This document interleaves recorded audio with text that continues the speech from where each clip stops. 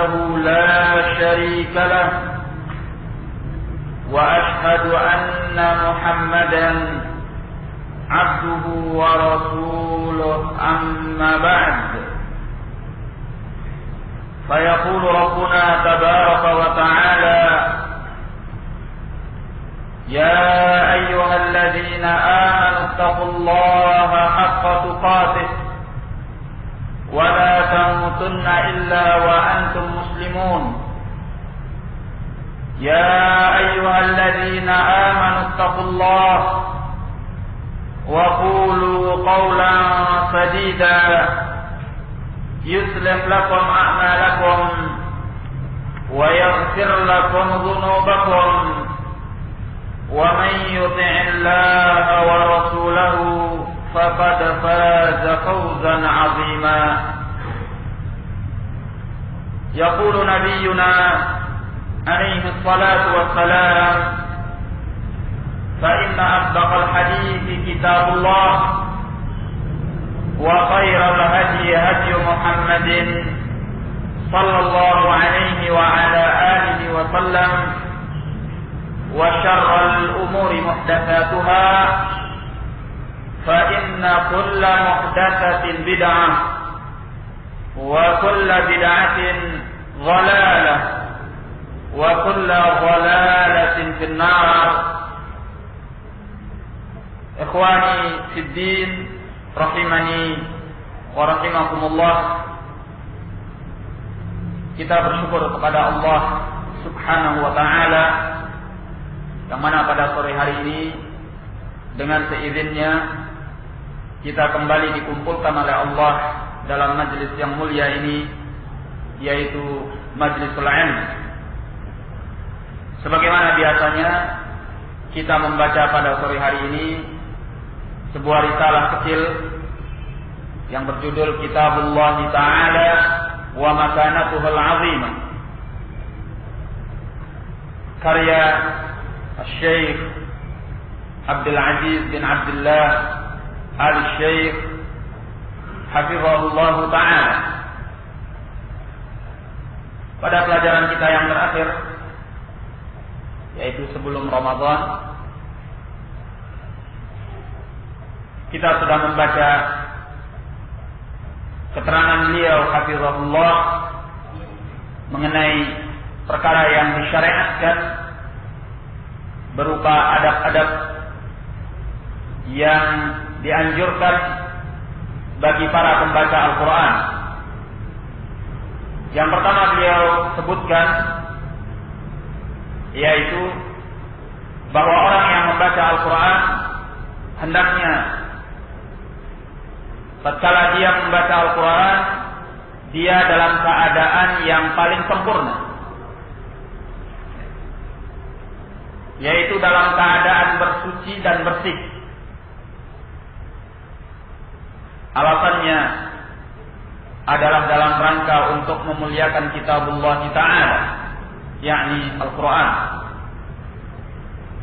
Dan telah diterangkan bahwa bersuci di dalam membaca Al-Quran hukumnya adalah mustahab.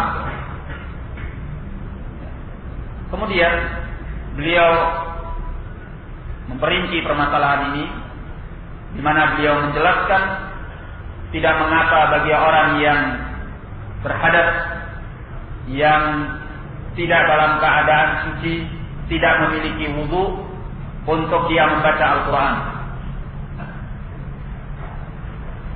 Dan beliau terangkan pula bagi orang yang junub untuk tidak membaca Al-Quran sampai dia mandi.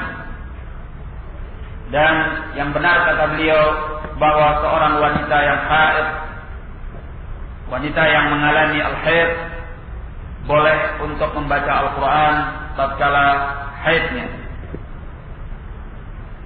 Dan kita telah terangkan bahwa membaca Al-Quran itu boleh dalam semua keadaan, baik dalam keadaan bersuci, dan ini yang paling dianjurkan, ini yang disunnahkan, ini yang hukumnya mustahab. Namun boleh bagi orang yang berhadas, yakni tidak memiliki al-wudu. Adapun bagi orang yang junub yang sahih wallahu a'lam bissawab bahwa dia boleh membaca Al-Qur'an. Walaupun dianjurkan untuk dia bersuci atau mandi terlebih dahulu sebelum dia membaca Al-Qur'an. Sebelum dia membaca Al-Qur'an. Ini yang paling baik. Namun apabila tidak maka diperbolehkan insyaallah, karena tidak ada dalil yang sahih yang sharih melarangnya dari membaca Al-Qur'an tatkala dia junub. Adapun wanita yang haid sebagaimana yang diterangkan oleh beliau bahwa yang sahih juga diperbolehkan untuk membaca Al-Qur'an di waktu haidnya. Kemudian beliau menerangkan tentang mashul mushaf, menyentuh Al-Quran bagi orang yang tidak bersuci. Maka yang benar dalam keterangan beliau bahwa tidaklah menyentuh Al-Quran kecuali orang yang suci dari dua hadas, baik yang besar maupun yang kecil. Namun yang saya cenderung kepadanya bahwa pendapat yang sahih yaitu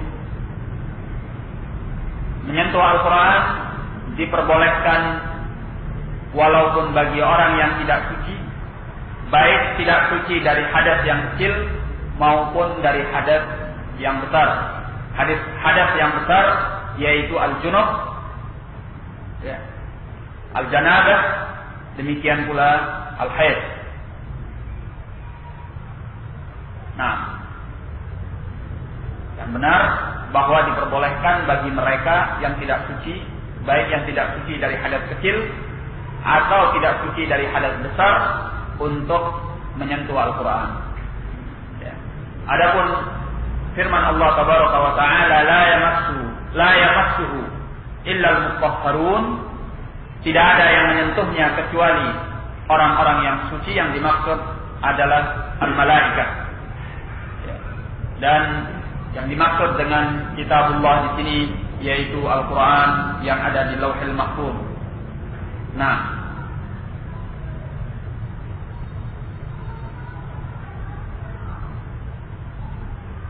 kemudian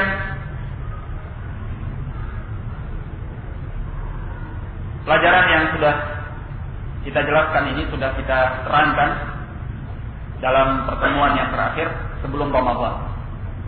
Jadi barang siapa yang ingin mengulanginya silakan untuk mendengarkan bersama dalam pelajaran ini. Kita melanjutkan. As-tsani, kata beliau, perkara yang kedua. Jadi perkara yang pertama yaitu bahwa seorang yang akan membaca Al-Quran dianjurkan agar dia dalam keadaan yang paling terbaik, keadaan yang paling sempurna, yaitu dia bersuci dan dalam keadaan bersih. Bersuci dan bersih. Orang suci belum tentu bersih. Paham maksudnya? Ada orang yang tidak batal wudunya, dia tidak kentut, tidak mengeluarkan kotoran dari salah satu dua jalan, baik dari kubulnya ataupun duburnya, tidak dalam keadaan junub. Kalau wanita tidak dalam keadaan haid dan tidak pula dalam keadaan nifas, tapi dia tidak bersih, yakni dia dalam kondisi memegang sesuatu yang mengotorinya, walaupun itu bukan sesuatu yang membatalkan wudunya, bukan najis,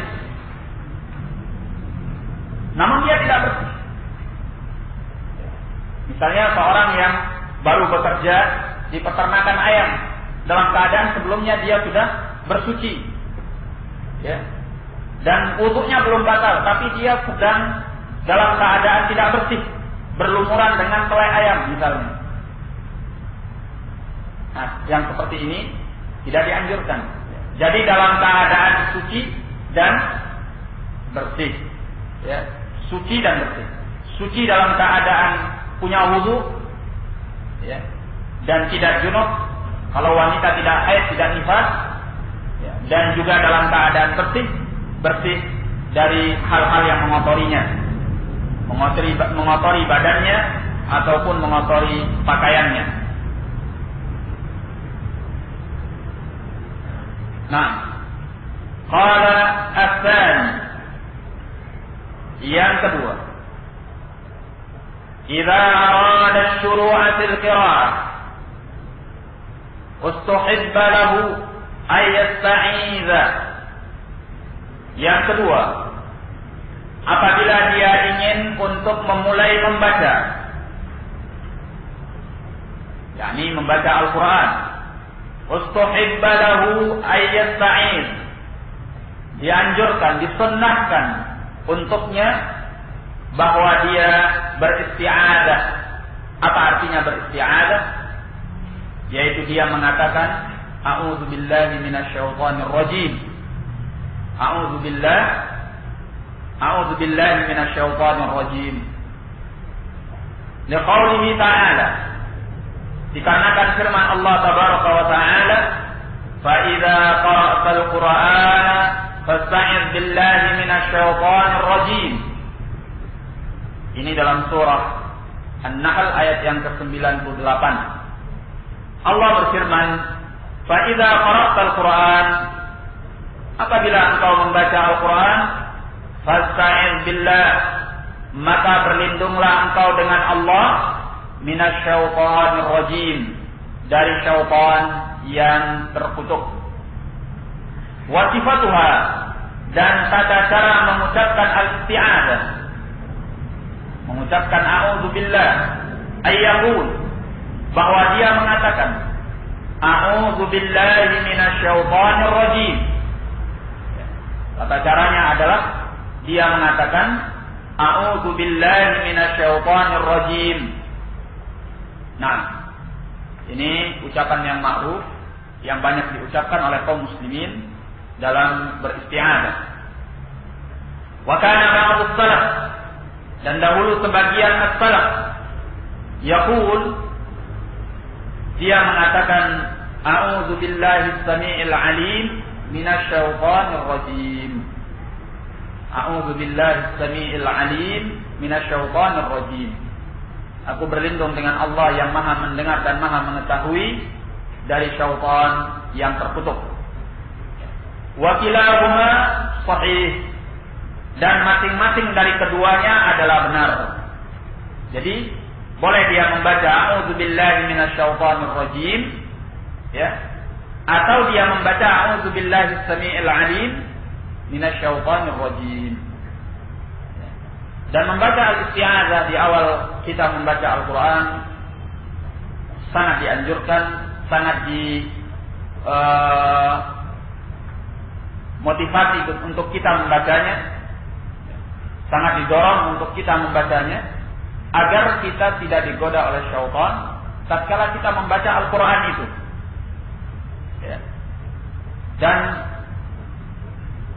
sebagaimana yang kita ketahui bahwa syaitan punya banyak cara untuk menggoda kita di dalam membaca Al-Quran.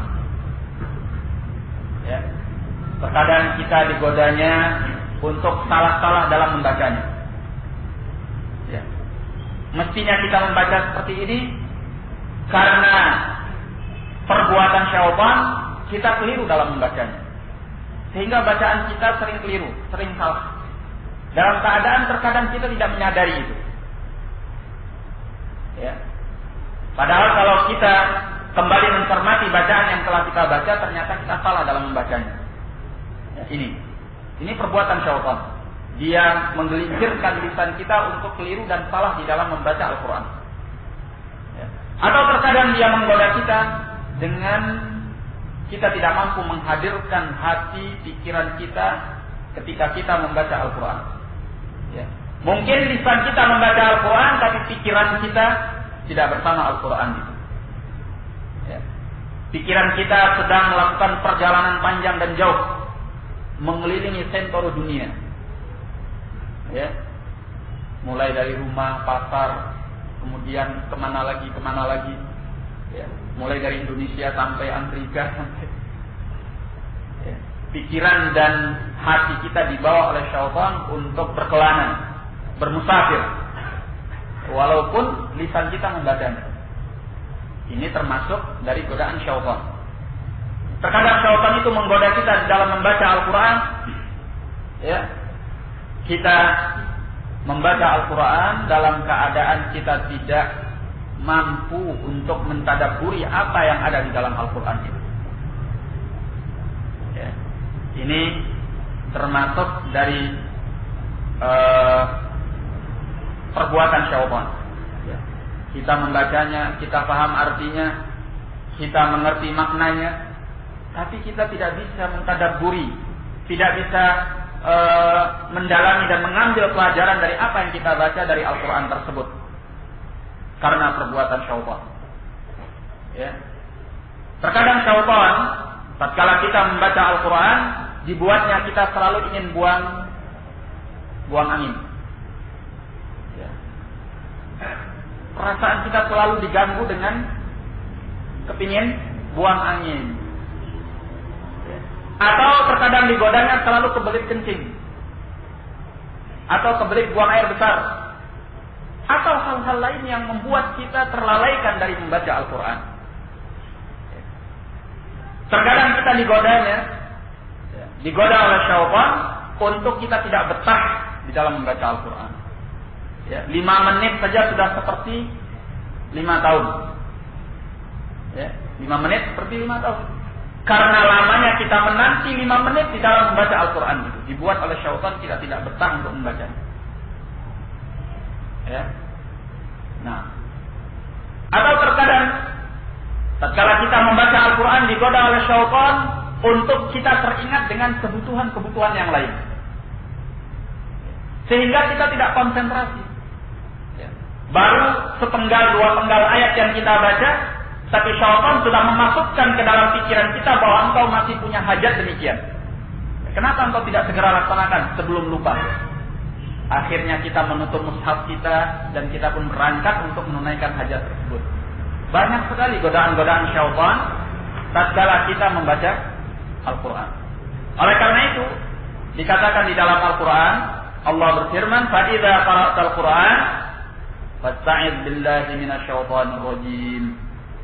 Apabila engkau membaca Al-Quran, maka berlindunglah dengan Allah dari godaan syaitan yang terkutuk.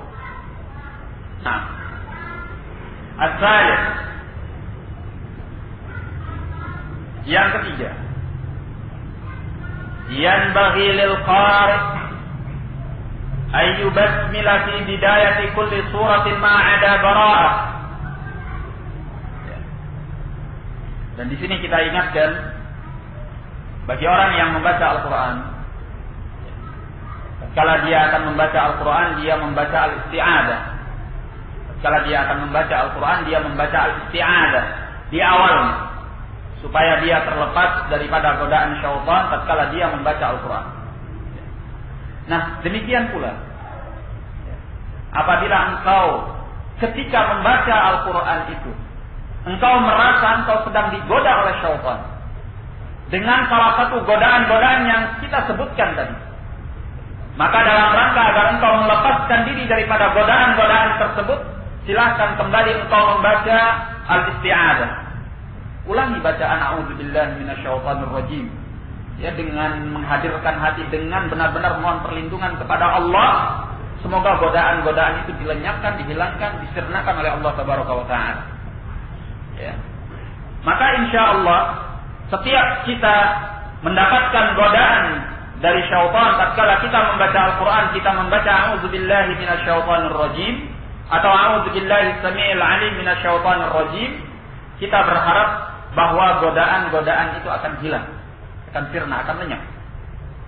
Nah, kalau kita terbiasa konsentrasi, menghadirkan hati, kemudian mentadabburi bacaan Al-Quran kita, ya, kita sepenuhnya di dalam membaca Al-Quran, ini akan membuat kita tidak gampang untuk digoda oleh syaitan ketika kita membaca Al-Quran. Ya. Tapi kalau kita tidak membiasakan diri dengan cara yang seperti ini, ya, setiap kita membaca Al-Quran, gampang sekali untuk kita digoda oleh syaitan dengan salah satu godaan-godaan yang telah disebutkan. Dan kita tidak mau perhatian dan kita tidak mau pernah membenahi diri. Maka ini akan berlanjut. Setiap kita membaca Al-Quran, maka godaan itu akan datang kepada kita. Ya, misalnya, kita terbiasa kalau kita membaca Al-Quran, kita memikirkan sesuatu yang lain.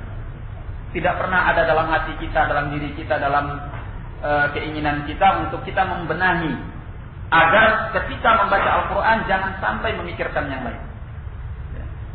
Nah, kalau kita tidak pernah punya upaya untuk menyingkirkan hal-hal yang seperti ini, maka setiap kita membaca Al-Quran, maka setiap kali itu pula kita akan berpikir tentang hal-hal lain dan kita lalai akan bacaan Al-Quran kita. Ya. Nah, demikian pula misalnya seorang yang terbiasa setiap akan membaca Al-Quran, dia teringat akan hajatnya. Ya. Ini kalau dia tidak berupaya untuk menghilangkan itu dengan selalu meminta perlindungan kepada Allah, maka dia akan terbiasa setiap dia membaca Al-Quran, dia akan teringat oleh hajatnya. Sehingga dia tidak pernah bisa membaca Al-Quran dengan baik. Ya. Demikian pula misalnya seorang yang terbiasa tatkala membaca Al-Quran, ya, dia ingin buang hajat, buang air. Tidak pernah dia berupaya bagaimana dia menyembuhkan penyakit ini, penyakit was-was ini, agar setiap dia membaca Al-Quran tidak terkena olehnya. Maka itu akan terus berlanjut dan berlanjut. Ya. Maka berupayalah untuk menghentikan segala godaan-godaan di dalam membaca Al-Quran itu. Ya. Dengan kita berupaya, kita berusaha, dan diawali dengan membaca A'udzubillahi minasyaitonirrajim. Demikian pula tatkala kita mendapatkan godaan itu datang kembali, maka kita ulangi kembali untuk kita berlindung kepada Allah dengan mengucapkan A'udzubillahi minasyaitonirrajim. Nah, as-salis, yang ketiga, yanbaghi lil qari' ayyu basmila fi bidayati kulli suratin ma 'ada bara'ah. Selayaknya bagi orang yang membaca Al-Quran untuk dia yubasmil. Apa artinya yubasmil? Membaca Bismillahirrahmanirrahim. Fi bidayati kulli suratin ma'ada bara'ah. Pada awal mula setiap surah selain surah Al-Bara'ah. Apa surah Al-Bara'ah? Surah At-Taubah. Ya. Nama lain daripada surah At-Taubah adalah surah Bara'ah. Nah, kenapa? Kata beliau, li'anna sahih, karena pendapat yang benar, annal basmalah ayatun minal Quran, bahwasanya al-basmalah yaitu Bismillahirrahmanirrahim adalah ayatun minal Quran, salah satu ayat daripada Al-Quran, ji'a biha lil fasli bainat suwar, yang didatangkan dengannya untuk memisahkan antara surah-surah. Ya. Dan kita kalau memperhatikan mushaf Al-Quran, kita mendapatkan bahwa setiap surah daripada Al-Quran itu diawali dengan Bismillahirrahmanirrahim. Ya. Jadi kata beliau bahwa pendapat yang benar bahwasanya Al-Basmalah adalah salah satu ayat daripada Al-Quran yang didatangkan untuk memisahkan di antara surat-surat Al-Quran. Wa qad athbataha as-sahabatu radhiyallahu anhum fil masahif.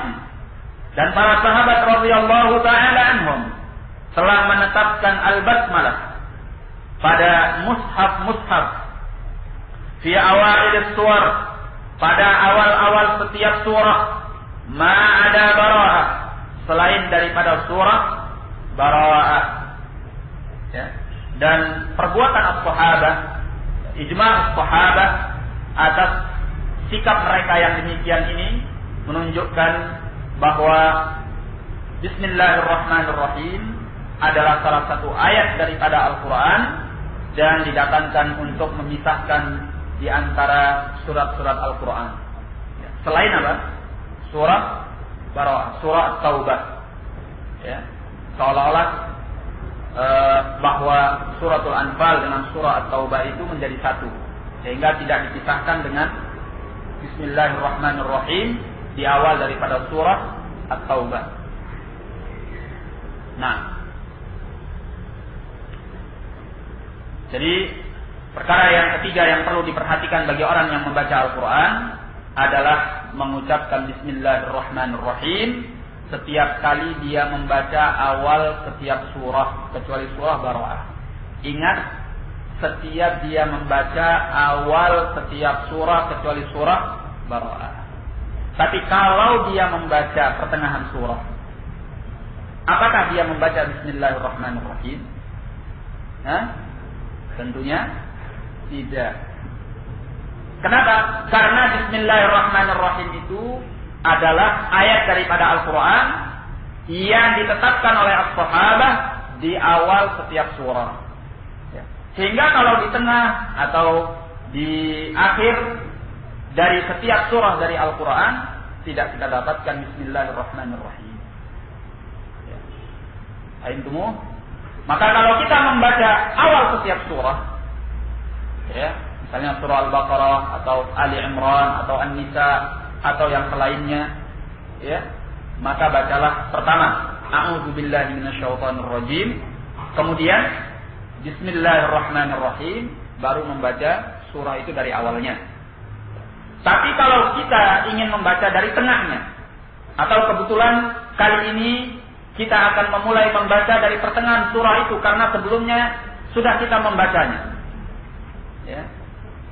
maka kalau kita membaca dari pertengahannya atau di akhirnya, maka bacalah A'udzubillahi minasyaitonirrajim, kemudian bacalah surat tersebut. Tidak perlu membaca apa? Bismillahirrahmanirrahim. Karena Bismillahirrahmanirrahim kalau kita membaca awal surah, kecuali surah Bara'ah, yaitu surah At-Taubah. Nah, dan membaca Bismillahirrahmanirrahim pada setiap awal surah ini hukumnya adalah mustahab. Baik. Ini yang ketiga.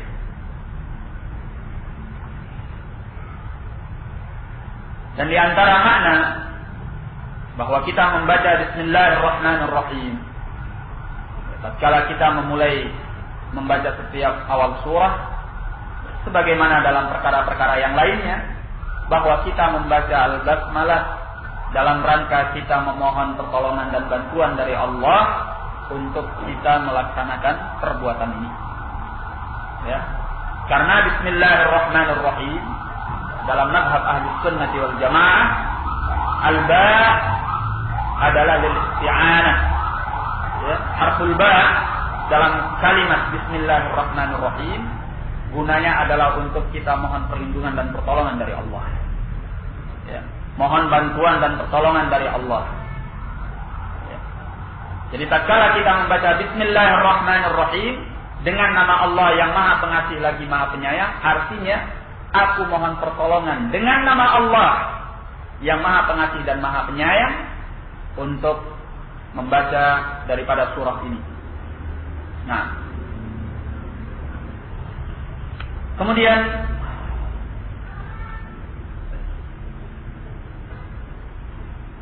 di dalam mazhab Al-Mu'tazilah bahwa al-ba pada kalimat Bismillahirrahmanirrahim bukan lil isti'anah, tetapi kata mereka lil musahabah, artinya untuk sesuatu yang mengiringi. Jadi tatkala seorang membaca Bismillahirrahmanirrahim dengan nama Allah yang Maha Pengasih lagi Maha Penyayang, artinya bukan aku memohon pertolongan dengan nama Allah. Menurut mazhab Al-Mu'tazilah, kata mereka maksudnya bahwa aku seiring dengan nama Allah yang Maha Pengasih dan Maha Penyayang membaca surat ini. Kenapa mereka tidak mau mengartikan al-ba lil isti'anah, tetapi mereka katakan lil musahabah? Karena mereka punya keyakinan bahwa Allah Tabaraka wa Ta'ala itu tidak menciptakan perbuatan manusia, tetapi manusia itu sendiri yang menciptakan perbuatannya. Ya. Nah, ini sebenarnya pembahasan yang terkait dengan bahasa. Ya. Al-ba, yaitu harful jar. Al-ba di dalam bahasa Arab itu, ikhwani fiddin rahimani wa rahimakumullah, bisa bermakna al-musahabah, bisa bermakna al-isti'anah. Ya. Memiliki makna-makna. Ya. Jangan kita menganggap bahwa pembahasan dalam masalah bahasa itu tidak akan membahayakan dalam perkara akidah. Ya. Pembahasan dalam masalah bahasa Arab, kalau seorang tidak mengetahui mazhab ahli sunnati wal jamaah, bisa dibawa dan digiring untuk mengikuti mazhab-mazhab yang sesat dari mazhab-mazhab ahli bidah. Ya. Jadi keliru orang yang mengatakan belajar bahasa itu tidak ada kaitannya dengan akidah. Iya, kalau semata-mata pembahasan bahasa. Tetapi kalau bahasa itu sudah terkait nanti dengan masalah-masalah syar'iyyah, masalah-masalah yang merupakan syariat Allah Tabaraka wa Ta'ala, ini akan terkait erat, akan terpaut dengan masalah-masalah akidah, masalah-masalah yang bisa membahayakan bagi diri seseorang kalau dia tidak mengerti mazhab ahli sunnati wal jamaah. Terlebih lagi ikhwani fiddin rahimani wa rahimakumullah, ya, sebagaimana diingatkan oleh Imam Az-Zahabi rahimahullah, ya, bahwa kebanyakan dari ahli lughah, ya, atau kebanyakan dari an-nuhat laisu min ahli sunnah. Kebanyakan dari ahli atau pakar bahasa Arab, ya, yang terkemuka, yang mereka punya keahlian di dalam bahasa Arab, laisu min ahli sunnah. Kebanyakan mereka bukan dari kalangan ahli sunnah. An-nuhat, kebanyakan mereka bukan dari kalangan ahli sunnah. Banyak dari mereka dari kalangan al-mu'tazilah, banyak dari kalangan al-falasifah, ahli kalam. Ya. Oleh karena itu, ikhwani fiddin rahimani wa rahimakumullah, seorang yang mendalami tentang bahasa ini, seringkali kalau dia tidak mempelajari akidah, mempelajari mazhab ahli sunnati wal jamaah, maka dia akan tergelincir di dalam mazhab ahli bidah. Dan ahli bidah punya perhatian serius terhadap masalah bahasa Arab dari berbagai sisi. Kenapa? Karena dengan mereka menguasai bahasa Arab ini, mereka bisa mengotak-atik syariah, bisa mengotak-atik permasalahan-permasalahan diniyah, permasalahan-permasalahan agama sesuai dengan hawa nafsu mereka. Karena bahasa Arab itu adalah tunggangannya, alatnya. Ya. Nah, disinilah Ahlus Sunnati wal Jamaah perlu mendalami bahasa Arab. Tidak hanya sekedar tahu kulitnya, tapi mendalami apa maksud, apa yang menjadi makna-makna dari bahasa tersebut. Nah, dan alhamdulillah bahwa Ahlus Sunnati wal Jamaah tidak kekurangan ahli-ahli bahasa di kalangan para ulama mereka ataupun di kalangan para penuntut ilmu. Baik. Ini sebagai tambahan saja, ya.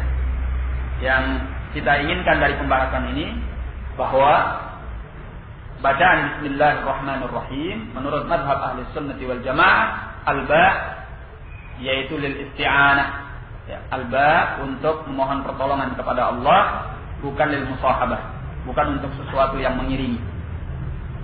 Baik. Kemudian ar-rabi', yang keempat, qala yanbaghi liqari'il Qur'an ay yatarassala fi qira'atihi wa yurattilahu wa yatadabbara wa an la yahudduhu hazzan. Kata beliau yang keempat, selayaknya bagi orang yang membaca Al-Quran ay yatarassala fi qira'atihi, bahwa dia berlanjut di dalam membacanya. Artinya dia membacanya perlahan-perlahan, ya, yatarassal wa yurattiluh, dan membacanya secara tartil, runut dan perlahan-perlahan, ya. wa yatadabbarahu, dan dia bertadabbur akannya, memikirkan makna dan artinya, mengambil pelajaran daripadanya. Wa alla yahudduhu hazzan, dan janganlah dia membacanya dengan tergesa-gesa sehingga tidak jelas bacaannya. Ya. Yang penting cepat sehingga tidak dimengerti apa yang dia baca. Apa yang dibaca? Embuk. Jangan sampai seperti itu. Ya. Maka membacanya dengan tartil, ya. Membaca dengan runut, perlahan-perlahan. Supaya apa? Supaya kita bisa mentadabburi. Karena yang diinginkan daripada bacaan Al-Quran itu bukan hanya sekedar di lisan, supaya hati kita bisa mendapatkan pelajaran, mendapatkan tambahan iman, mendapatkan motivasi yang kuat di dalam beragama kepada Allah, diingatkan dengan nasihat-nasihat Al-Quran dan sebagainya. Ya. Bukan hanya sekedar membacanya saja. Ya. Sehingga dikatakan oleh beliau wa alla yahudduhu hadza, ya. Bahwa dia tidak membacanya dengan tergesa-gesa sehingga tidak jelas bacaannya dan tidak dimengerti makna dan maksudnya. Itu disebut dengan al-hazz. Ya. Nah, ibarat orang yang lindur, ya, dia mengucapkan sesuatu tapi tidak jelas apa yang dia ucapkan dan tidak dimengerti apa makna dan maksud dan tujuannya. Jangan sampai seperti itu dia dalam membaca Al-Quran. Yaqulullahu subhanahu wa ta'ala, Allah subhanahu wa ta'ala berfirman, wa Qur'anan faraqnahu litaqra'ahu 'alan nasi 'ala mukth wa nazzalnahu tanzila. Ini dalam surah Al-Isra ayat yang ke-106. Allah berfirman, wa Qur'anan faraqnahu, dan sebuah Al-Quran yang kami telah memisah-misahkannya. Artinya Allah menurunkan tidak dengan sekaligus. Al-Quran itu diturunkan oleh Allah bertahap, ya, sedikit demi sedikit. Litaqra'ahu 'alan nasi 'ala mukth, agar engkau bisa membacakannya atas manusia 'ala mukth, secara perlahan-perlahan, ya, bertahap, ya, sesuai dengan peristiwa-peristiwa yang terjadi. Nah, karena ini akan lebih melekat, akan lebih membuat Al-Quran itu bermakna dan berarti bagi kehidupan manusia. Karena setiap peristiwa datang ayat Al-Quran. Ada peristiwa lain, datang ayat Al-Quran. Sehingga mereka ingat, membekas dalam hati dan jiwa mereka, yakni as-sahabah.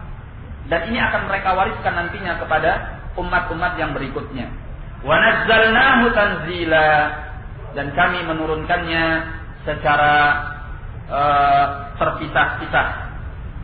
Nah, diterangkan oleh sebagian al-mufassirin dari kalangan ahli ilm, apa bedanya kalau Allah mengatakan bahwa Allah menurunkan Al-Quran dengan kata nazzala atau dengan kata anzala. Ya.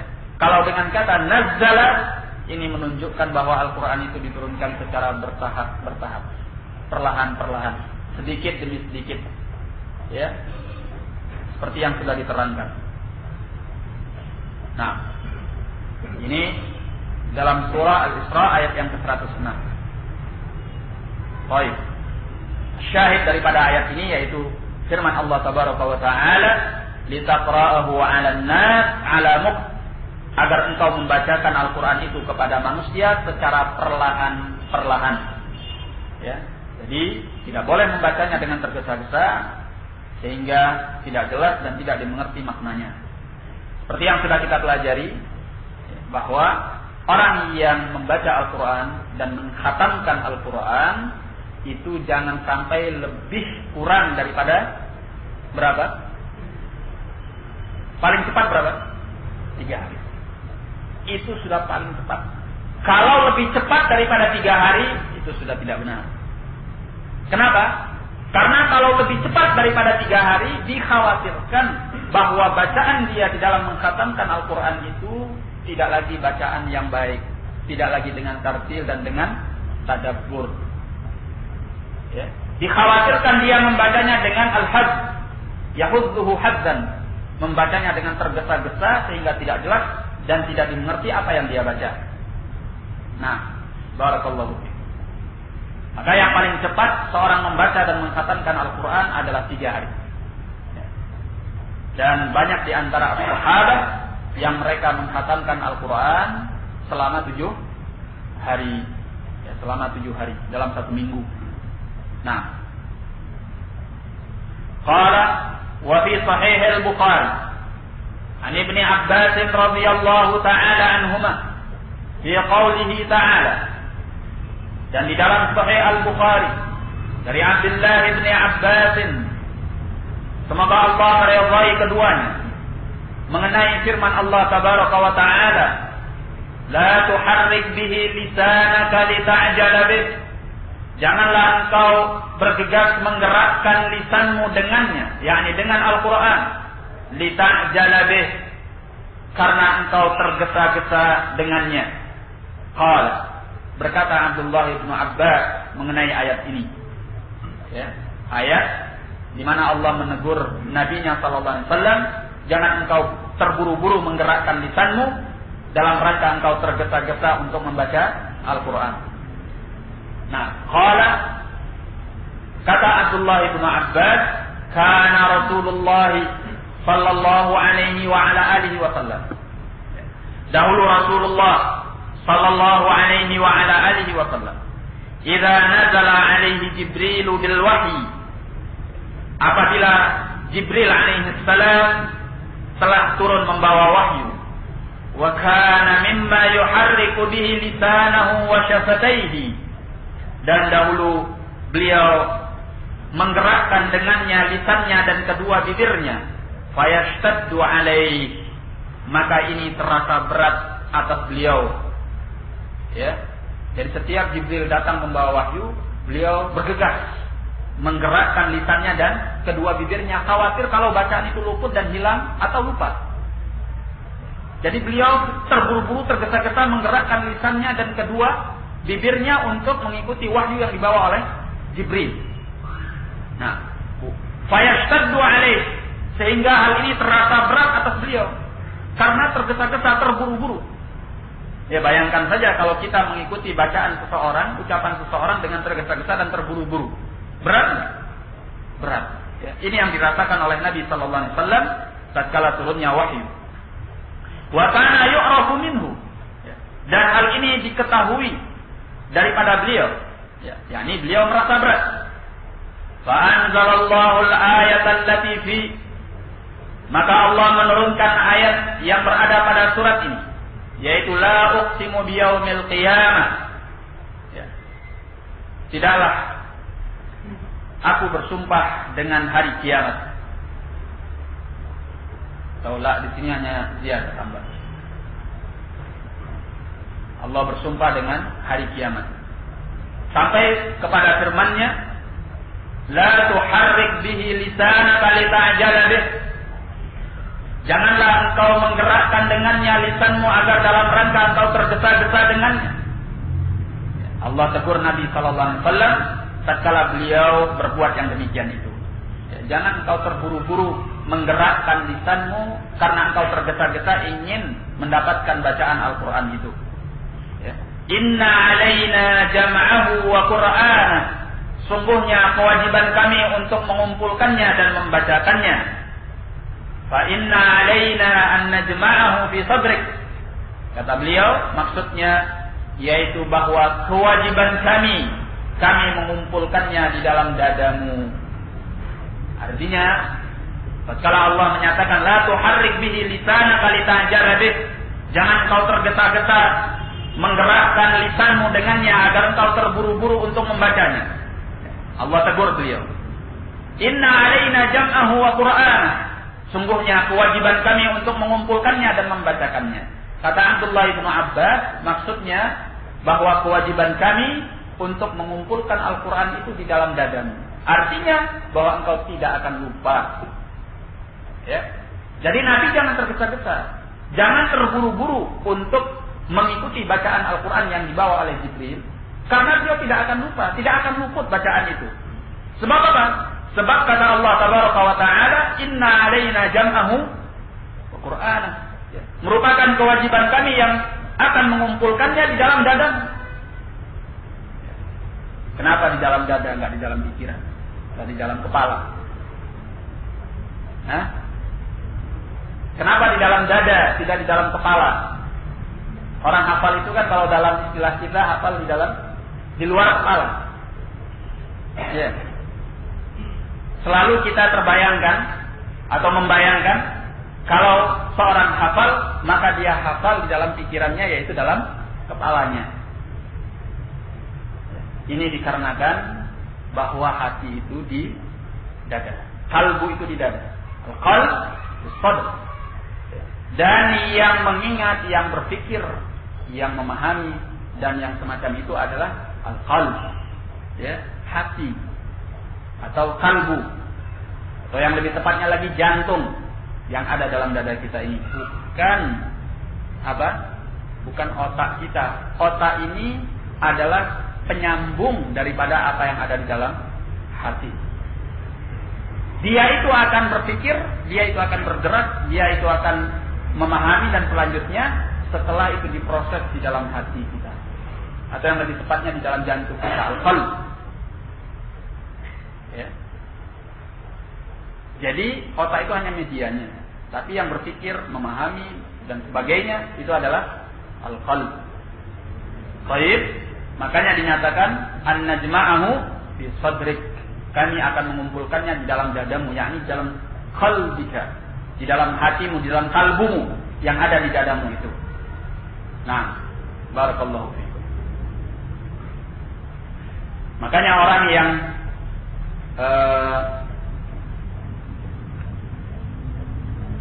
yang berpikir atau orang yang menghafal Al-Quran, yang memahami Al-Quran, dia memahami dengan hatinya, dengan jiwanya, bukan hanya dengan akal pikirannya. Baik, qala fa inna 'alaina an najma'ahu fi sadrik. Kewajiban kami untuk mengumpulkannya di dalam dada. Wa Qur'an, dan kewajiban kami untuk membacakannya. Fa idza qara'nahu fattabi' Qur'anah. Apabila kami telah selesai membacakannya, maka ikutilah bacaannya. Ya. Qala fa idza anzalnahu fastami'. Apabila kami menurunkannya, maka dengarkanlah. Ya. Artinya, kalau Jibril sedang membawa wahyu, membacakan wahyu kepada beliau, maka beliau jangan terburu-buru mengikuti dengan lisan beliau. Dengarkan, perhatikan. Ya. Karena beliau tidak akan lupa, sebab Allah yang akan mengokohkan Al-Quran itu di dalam hati dan jiwa beliau. Jadi jangan tergesa-gesa dan terburu-buru. Summa inna alaina bayanah. Kemudian kewajiban kami pula untuk menerangkannya dan menjelaskannya. Ini dalam surah Al-Qiyamah ayat 16 sampai 19. Qala Ibnu Abbas berkata, "Inna alaina an nubayyinahu bilisanik." Sungguhnya kewajiban kami yang akan kami menerangkannya dengan lisanmu. Nah, jadi ayat ini intinya adalah menegur Nabi sallallahu alaihi wasallam agar jangan terburu-buru, tergesa-gesa untuk mengikuti bacaan Al-Qur'an yang dibawa oleh Jibril, karena Allah tabaraka wa taala akan menjaga bacaan itu di dalam dada beliau sehingga beliau tidak akan pernah lupa. Nah, qala wa kana idza atahu Jibril atraqa. Ya, dan dahulu Nabi sallallahu alaihi wasallam apabila datang kepadanya Jibril, beliau berdiam diri. Ya, menunduk dan berdiam diri. Atraqa, menundukkan kepalanya dan berdiam diri. yakni memperhatikan, mendengarkan dengan baik. Fa idza zahaba, apabila Jibril telah pergi, qara'ahu kama wa'adahu Allah, barulah beliau membacanya sebagaimana yang dijanjikan oleh Allah. Tidak lagi seperti sebelumnya. Kalau sebelumnya beliau tergesa-gesa, terburu-buru untuk mengikuti bacaan Jibril supaya tidak luput. Ya, tapi setelah Allah tegur demikian, setiap datang Jibril, maka beliau menundukkan kepalanya, mendiamkan diri, memperhatikan apa yang dibacakan oleh Jibril. Dan kalau Jibril telah pergi, maka Nabi Sallallahu Alaihi Wasallam mampu membacanya seperti apa yang dibawa oleh Jibril dan sebagaimana yang dijanjikan oleh Allah Subhanahu wa Ta'ala. Allah telah menyatakan, Inna alaina jam'ahu wa Qur'ana. Kewajiban kami untuk mengumpulkannya di dalam dadamu dan membacakannya. Nah, qala wa fi sahih al-Bukhari. Hadis yang kita baca tadi adalah hadis riwayat Al-Bukhari. Dan juga di dalam Sahih Al-Bukhari, anna rajulan qala li Ibnu Mas'ud, bahwasanya seseorang berkata kepada Abdullah bin Mas'ud, qara'tal mufassal al-barihah. Qara'tul mufassal al-barihah. Aku telah membaca semua surat-surat pendek al-barihah tadi malam. Faqala, maka Abdullah bin Mas'ud menanggapi orang ini dengan mengatakan, hazzan ka hazz syair, ya, tergesa-gesa seperti tergesa-gesanya bacaan syair. Ya, yakni Abdullah bin Mas'ud tidak setuju kalau dia membacanya dalam keadaan tergesa-gesa, terburu-buru seperti itu. Nah, qala inna qad sami'na al-qira'ah. Kata Abdullah bin Mas'ud, sungguhnya kami telah mendengarkan bacaan Al-Qur'an itu. Wa inni la ahfazul qurana allati kana yaqra'u bihinna an-nabiy sallallahu alaihi wasallam. Dan sungguhnya aku telah menghafal ayat-ayat yang serupa, ayat-ayat yang bergandengan yang dahulu Nabi sallallahu alaihi wa ala alihi wasallam membaca antara ayat-ayat tersebut, antara surat-surat tersebut. Samaniya asyrata suratan minal mufassal. Ada 18 surah dari surat-surat pendek al-mufassal. Wa surataini min Ali Hamim, dan ada 2 surat dari Ali Hamim. Artinya surat yang sebanyak ini dibaca dalam satu kesempatan. Ini bacaan yang tentunya bisa dikatakan terburu-buru dan tergesa-gesa. Intinya dalam riwayat ini bahwa Abdullah bin Mas'ud tidak setuju dengan orang yang membaca Al-Quran dengan terburu-buru, tergesa-gesa, yang dikhawatirkan bacaan itu tidak jelas dan tidak bisa ditadabburi, tidak bisa dipikirkan dan dimengerti maknanya.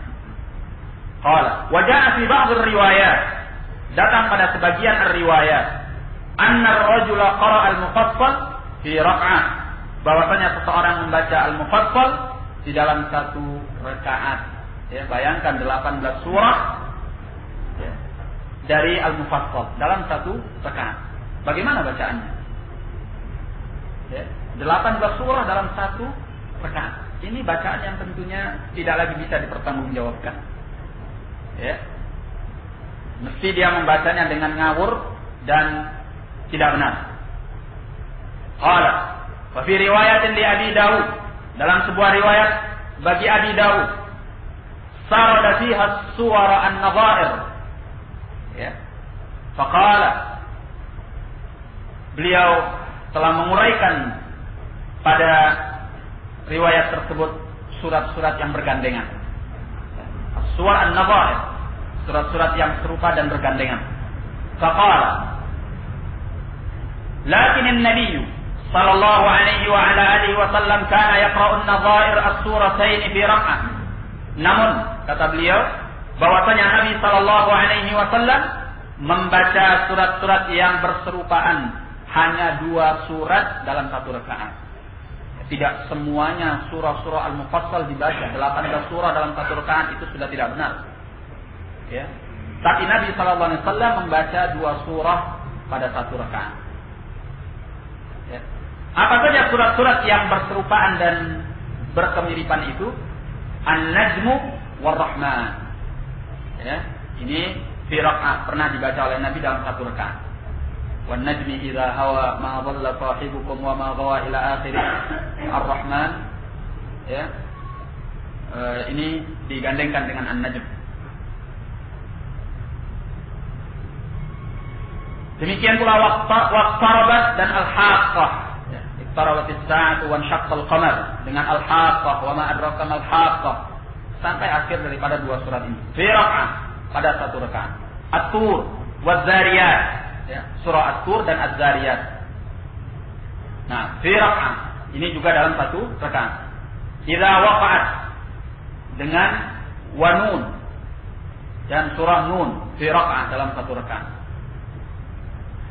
Wa ta'ala sa'ilun, ya, ta'ala sa'ilun bi'adzabin waqi', wan nazi'at fi rak'ah dalam satu rakaat. Jadi surat-surat ini hampir berkemiripan dan serupa makna dan kandungannya.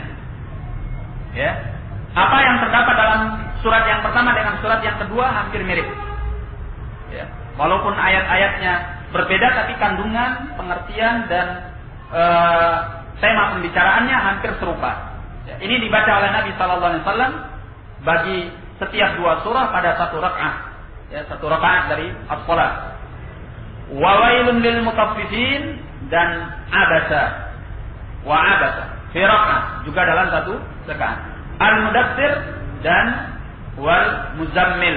Al-mudaththir dan al-muzammil. Al-mudaththir artinya orang yang berselimut, al-muzammil juga orang yang berselimut. Fi rakaat dalam satu rakaat. Demikian pula wahal ada wala uqsimu biyaumil qiyamah. Ini juga dalam satu rakaat. Wa amma yatasaalun wal mursalat fi rakaat. Ya, amma yatasaalun dan surah al-mursalat di dalam satu rakaat. Wad dukhan wa idza syamsu kuwirat. Ya, ad-dukhan dan idza syamsu kuwirat dalam satu rakaat. Jadi tidak mengapa untuk kita menggabungkan dua surah dalam satu rakaat, yang kedua surat ini termasuk surat an-nadhair, surat-surat yang hampir berkeserupaan dan berkemiripan. Nah, kita lanjutkan sedikit karena tinggal sedikit poinnya. Qala was-sunnatu fi qira'atil Qur'ani ayyamuddaha maddan. Yang sunnah di dalam membaca Al-Quran bahwa dia membacanya ayyamuddaha maddan, benar-benar memanjangkannya. yakni perlahan-perlahan, yang panjang dipanjangkan sesuai dengan bacaan yang tepat, ya. Tidak dibaca sama rata semuanya, ya. Tidak ada yang panjang, selesai, ya. Tidak, yang pendek dipendekkan, yang panjang dipanjangkan. Ayyamuddaha maddan. Wa fi sahih, di dalam as-sahih, anna Anas radhiyallahu anhu su'ila an qira'atin Nabi sallallahu alaihi wa ala alihi wasallam faqala, bahwasanya Anas radhiyallahu anhu ditanya mengenai bacaan Nabi sallallahu alaihi wa ala alihi wasallam, faqala kana yamuddu maddan, maka Anas berkata dahulu bacaan beliau yamuddu maddan, beliau memanjangkan dengan benar-benar memanjangkan. Ini dalam riwayat Al-Bukhari. Wa fi lafzin, dalam sebuah lafaz yang lainnya, summa qara'a, kemudian Anas mencontohkan dengan membaca Bismillahirrahmanirrahim. Yamuddu bismillah, beliau memanjangkan bismillah. Wa yamuddu birrahman, beliau memanjangkan dengan bacaan ar-Rahman. Wa yamuddu birrahim, dan memanjangkan dengan bacaan ar-Rahim. Ya, misalnya membaca Bismillahirrahmanirrahim. Enggak, Bismillahirrahmanirrahim. Nah, itu salah, keliru. Tidak mencontoh bacaan Nabi. Ya, jadi yang benar apa? Bismillahirrahmanirrahim. Ya, memanjangkan Bismillah, Ar-Rahman dan Ar-Rahim. Baik. Ini yang disunnahkan di dalam membaca Al-Quran. Jadi intinya pada poin yang keempat, seorang membaca Al-Quran dengan tartil, bacaan yang perlahan-perlahan, yang dengannya dia bisa mentadabburi bacaannya. Jangan tergesa-gesa, jangan terburu-buru, jangan sampai bacaannya tidak jelas. Ya, bukan yang penting khatamnya, tetapi bagaimana dia membaca dengan baik dan mentadabburi apa yang dia baca, yang mengerti dan paham maksud dari apa yang dia baca. Nah, barakallahu fikum. Kita cukupkan dulu sampai di sini. Wabillahi taufiq wal hidayah. Assalamualaikum warahmatullahi wabarakatuh.